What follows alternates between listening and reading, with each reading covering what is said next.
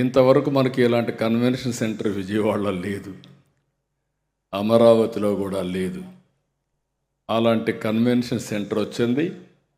ఇప్పుడు రావాల్సింది మీ ఆలోచన విధానంలో మార్పు రావాలి, ఇన్నోవేషన్స్ రావాల్సిన అవసరం ఉంది.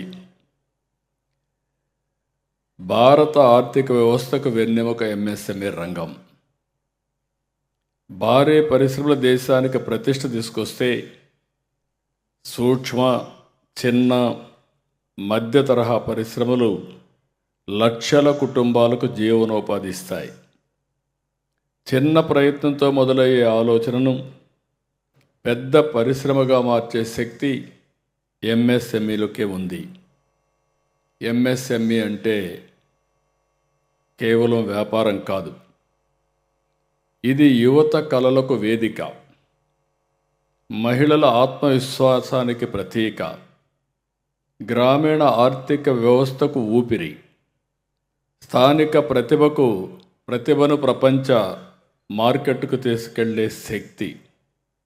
దేశంలో వ్యవసాయం తర్వాత ఎక్కువ ఉద్యోగాలు కల్పిస్తున్న రంగం, ఏకైక రంగం ఎంఎస్ఎంఈ.